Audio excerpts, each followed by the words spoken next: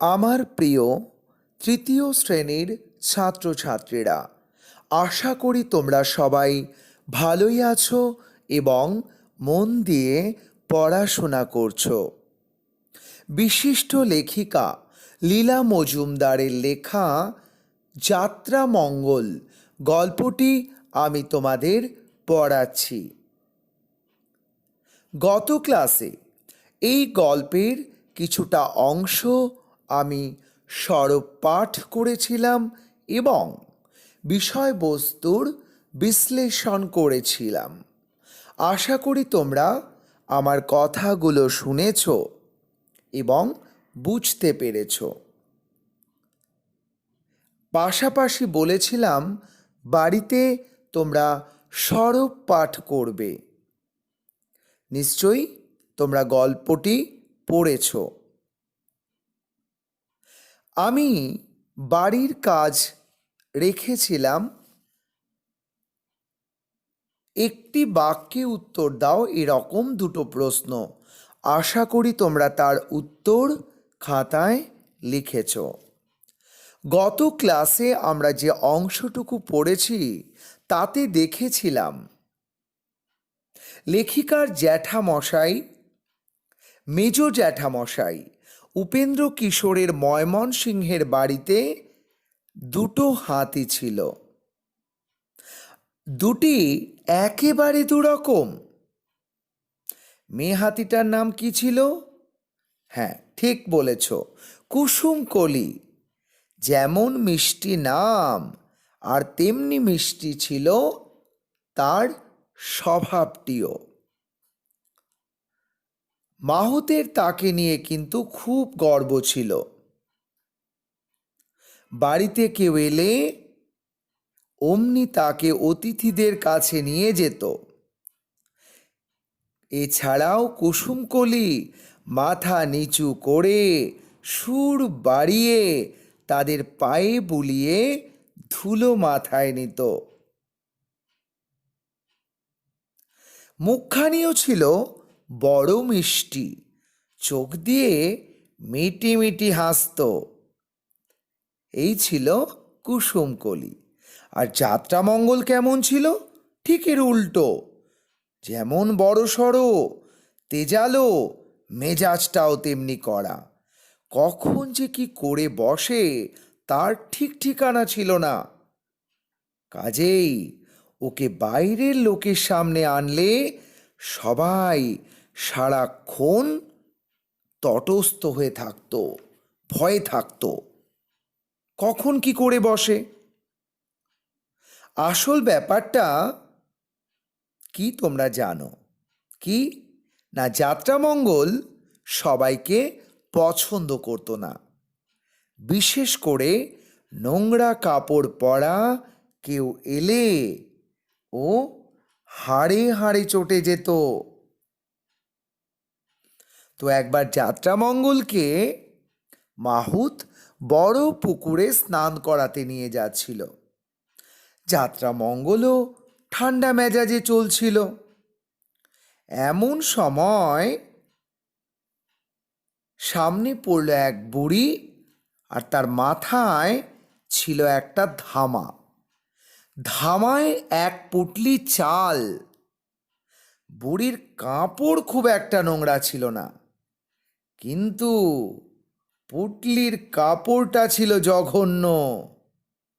তাই দেখে যাত্রামঙ্গল হনহন করে এগিয়ে চলল।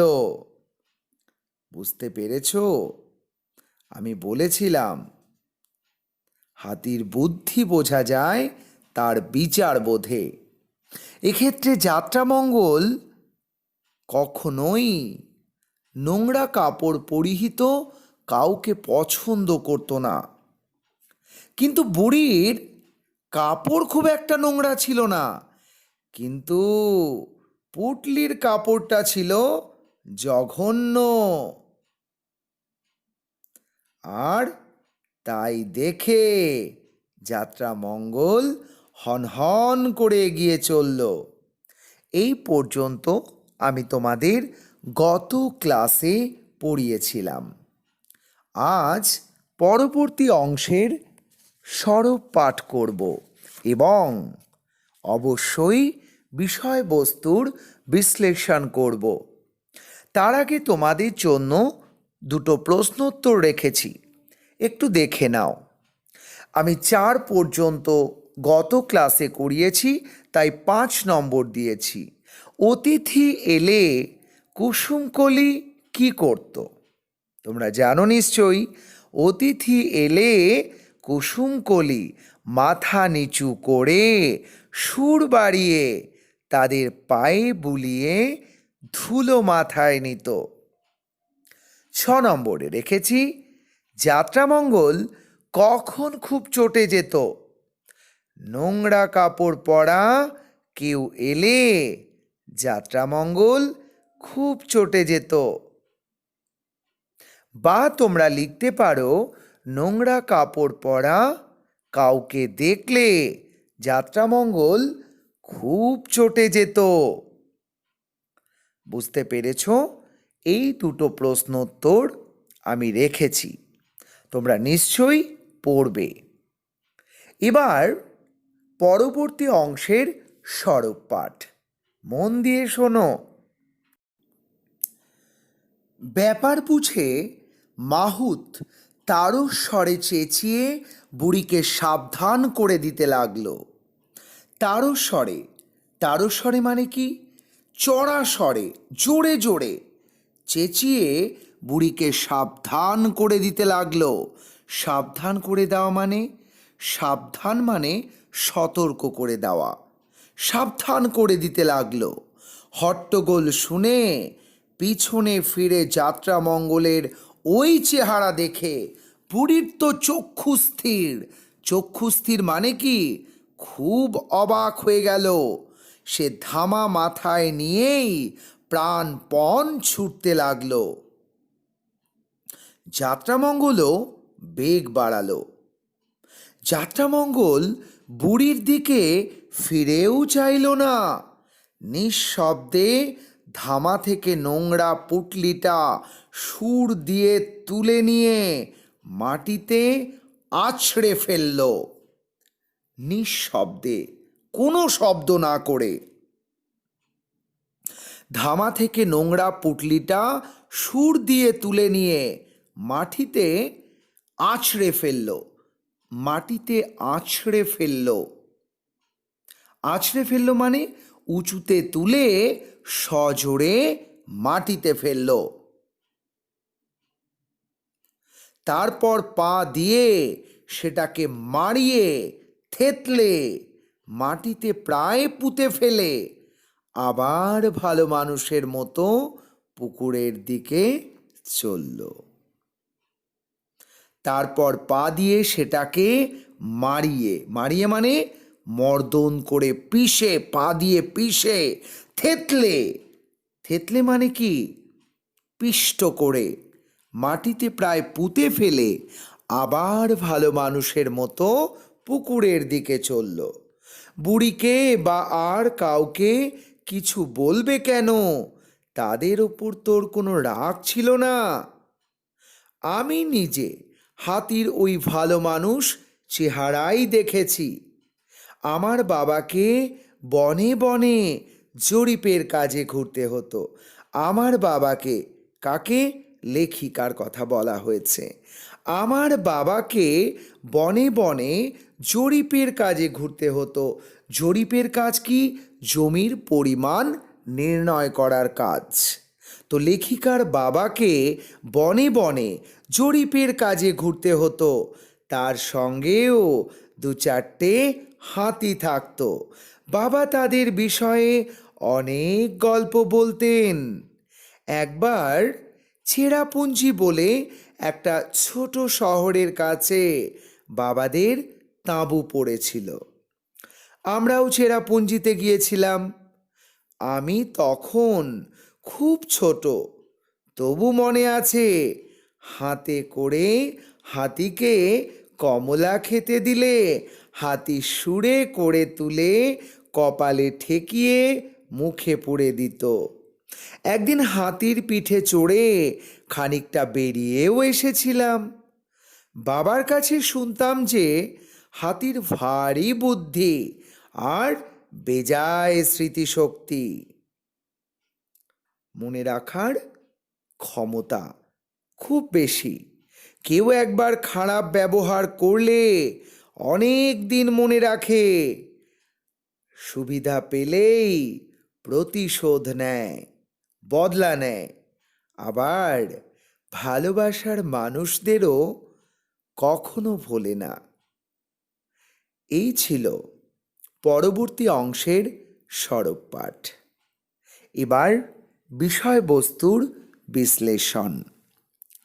তো গত ক্লাসে আমরা বুঝেছিলাম বা আমরা যেটুকু জানতে পেরেছিলাম যে বুড়ির মাথায় একটা ধামা, আর সেই ধামায় একটা পুঁটলি ছিল। সেই পুঁটলির কাপড়টা ছিল জঘন্য, আর তাই দেখে যাত্রামঙ্গল হনহন করে এগিয়ে চলল। ব্যাপার বুঝে মাহুত তারস্বরে চেঁচিয়ে, খুব জোরে চেঁচিয়ে বুড়িকে সতর্ক করে দিতে লাগলো।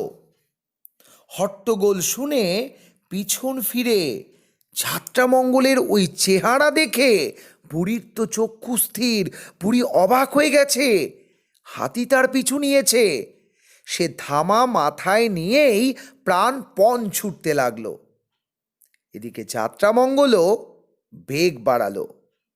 যাত্রামঙ্গলও আরো জোরে ছুটতে লাগলো। যাত্রামঙ্গল বুড়ির দিকে ফিরেও চাইল না। বুড়িকে কিন্তু কিচ্ছু করলো না, বা বুড়ির দিকে তাকালোও না। তো কি করলো? নিঃশব্দে, অর্থাৎ কোনো শব্দ না করে ধামা থেকে নোংরা পুঁটলিটা সুর দিয়ে তুলে নিয়ে মাটিতে আছড়ে ফেলল। ওই যে আগেই বলেছি পুঁটলিটা নোংরা ছিল, আর যাত্রামঙ্গল নোংরা পছন্দ করতো না, অর্থাৎ নোংরা কাপড় একেবারেই পছন্দ করতো না।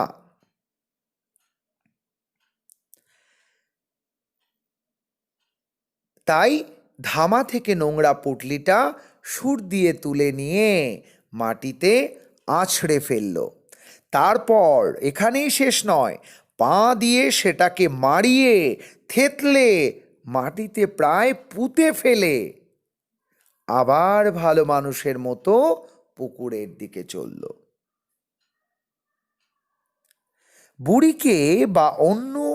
বুড়িকে বা আর কাউকে কিছু বলবে কেন?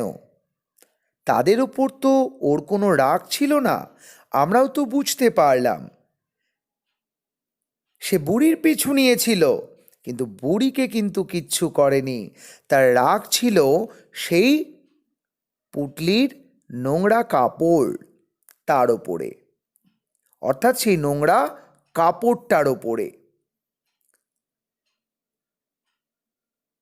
তাই সে পুঁটলিটাকে সুর দিয়ে তুলে নিয়ে মাটিতে আছড়ে ফেলেছিল। তাই সে কিন্তু বুড়িকে কোনো আঘাত করেনি। আমি নিজে হাতির ওই ভালো মানুষ চেহারাই দেখেছি। লেখিকা নিজের কথা বললেন। আমার বাবাকে বনে বনে জরিপের কাজে ঘুরতে হতো। জরিপের কাজ কি? জমির পরিমাপ নির্ণয় করা, জমির পরিমাণ নির্ণয় করা, সেই কাজ করতেন।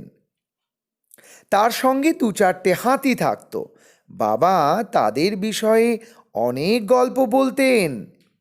তো একবার চেরাপুঞ্জি বলে একটা ছোট শহরের কাছে বাবাদের তাঁবু পড়েছিল। আমরাও চেরাপুঞ্জিতে গিয়েছিলাম। আমি তখন খুব ছোট। নিজের কথাই বলছেন লেখিকা। তবু মনে আছে, হাতে করে হাতিকে কমলা খেতে দিলে হাতি সুরে করে তুলে কপালে ঠেকিয়ে মুখে পুরে দিত। তোমরাও যদি চিড়িয়াখানায় যাও দেখতে পাবে যে হাতি কিন্তু কি সুন্দর সুরে করে নিয়ে সে সেটা মুখে পুরে দেয়, কপালে ঠেকিয়ে সে সেই খাবার মুখে পুরে দেয়। একদিন হাতির পিঠে চড়ে খানিকটা বেরিয়েও এসেছিলাম। লেখিকা নিজের কথা বললেন। বাবার কাছে শুনতাম যে হাতির ভারী বুদ্ধি আর বেজায় স্মৃতিশক্তি। হাতির কিন্তু বুদ্ধিও যেমন প্রখর, তেমনি সে কিন্তু মনে রাখতে পারে। তার মনে রাখার ক্ষমতাও কিন্তু ভীষণ, বেজায় স্মৃতিশক্তি। কেউ একবার খারাপ ব্যবহার করলে অনেক দিন মনে রাখে, সুবিধা পেলেই প্রতিশোধ নেয়। কেউ যদি হাতির সাথে খারাপ ব্যবহার করে তাহলে হাতি কিন্তু তা অনেক দিন মনে রাখে আর সুবিধা পেলেই প্রতিশোধ নেয়। আবার ভালোবাসার মানুষদেরও কখনো ভোলে না। আর ভালোবাসার মানুষদের, যারা হাতিকে ভালোবাসে, তাদের কিন্তু হাতি কখনোই ভোলে না। তো বুঝতেই পারছো, এই গল্প পড়ে যে যাত্রামঙ্গল সে কি পছন্দ করতো না, এবং তার জন্য যাত্রামঙ্গল সেই ধামায় নোংরা পুঁটলিটা দেখতে পেয়ে কি করলো। আর আমরা জানতে পারলাম যে লেখিকাও কিন্তু হাতির ভালো মানুষের চেহারাই দেখেছেন। সেই প্রসঙ্গেও আমরা কিন্তু কিছু জানতে পারলাম। তোমরা কিন্তু বাড়িতে সরব পাঠ করবে আর প্রথম থেকে শেষ পর্যন্ত সরব পাঠ করবে এবং নির্ভুল উচ্চারণ করবে। নিশ্চয়ই বুঝতে পারবে এই গল্পটা সম্পর্কে। এখানে কুসুমকলি এবং যাত্রামঙ্গলকে নিয়ে যে সুন্দর একটা গল্প তুলে ধরেছেন লেখিকা, তা নিশ্চয়ই তোমাদের বেশ ভালো লাগবে। তো এই গল্প পড়ে আমরা কি শিখলাম তা একবার দেখে নেওয়া যাক। লেখিকা এই রচনাতে হাতির স্বভাব ও চরিত্র সম্পর্কে নিজের প্রত্যক্ষ অভিজ্ঞতার কথা শুনিয়েছেন। লেখিকার জ্যাঠামশাই উপেন্দ্র কিশোর রায়চৌধুরীর ময়মনসিংহের বাড়িতে কুসুমকলি ও যাত্রামঙ্গল নামে দুটি হাতির কথা আমাদের শুনিয়েছেন। কুসুমকলির স্বভাব মিষ্টি, কিন্তু যাত্রামঙ্গলের মেজাজ ছিল কড়া। কুসুমকলিকে নিয়ে বাড়ির ছিল গর্ব, আর যাত্রামঙ্গলকে নিয়ে সবাই তটস্থ হয়ে থাকত। নোংরা কাপড় বা জিনিস সে একদম পছন্দ করত না। একবার এক বুড়ির নোংরা কাপড়ের পুঁটলি সুর দিয়ে তা নামিয়ে মাটিতে আছড়ে ফেলে দিয়েছিল। লেখিকা বাবার কাছ থেকে শুনেছিলেন হাতিরা বুদ্ধিমান হয় এবং তাদের স্মৃতিশক্তি খুব বেশি। এবার আমি তোমাদের জন্য বাড়ির কাজ রেখেছি। দুটো প্রশ্ন, তোমরা নিজেরা উত্তর লিখবে। দেখো, আমি 7 নম্বর দিয়েছি, কারণ 6 পর্যন্ত আমাদের প্রশ্ন উত্তর হয়েছে। তাই দেখে যাত্রামঙ্গল হন হন করে এগিয়ে চলল। আমি আরেকবার পড়ছি। তাই দেখে যাত্রামঙ্গল হন হন করে এগিয়ে চলল। কি দেখে? উত্তর নিজেরা লিখবে। 8 নম্বর, মাহুত বুড়িকে সাবধান করলো কেন? একটি বাক্যে উত্তর দেবে। মাহুত বুড়িকে সাবধান করলো কেন? তোমরা নিশ্চয়ই উত্তর লিখতে পারবে। তার আগে বলবো, বারে বারে সরব পাঠ করবে, তবে যে কোনো প্রশ্নের উত্তর তোমরা সঠিকভাবে লিখতে পারবে। এছাড়াও তোমাদের পাঠ অনুশীলনী থেকে সঠিক উত্তরটি খুঁজে নিয়ে খাতায় লেখো এবং 2 নম্বরে ক স্তম্ভের সাথে খ স্তম্ভ, ক স্তম্ভের সাথে খ স্তম্ভ জোড়া লাগাও। এ দুটোও কিন্তু বাড়ির কাজ রইল। সঠিক উত্তরটি খুঁজে নিয়ে খাতায় লেখো। আর 2 ক স্তম্ভের সাথে খ স্তম্ভ জোড়া লাগাও। তোমরা ভালো করে পড়ে উত্তর নিজেরাই লিখবে। বুঝতে পেরেছ? তাহলে পাঠ অনুশীলনী থেকেও বাড়ির কাজ রইল। গত ক্লাসে বাড়ির কাজ রেখেছিলাম একটি বাক্যে উত্তর দাও 4টে প্রশ্ন, 2টি নয়। সেই 4টে প্রশ্নের উত্তর তোমরা নিশ্চয়ই তোমাদের লিটারেচার কপিতে লিখেছ। পাশাপাশি আজ যা বাড়ির কাজ রাখলাম তার উত্তর তোমরা নিজেরাই লিখবে তোমাদের লিটারেচার কপিতে। আজ এই পর্যন্তই। ভালো থাকবে, সুস্থ থাকবে, মন দিয়ে পড়াশোনা করবে।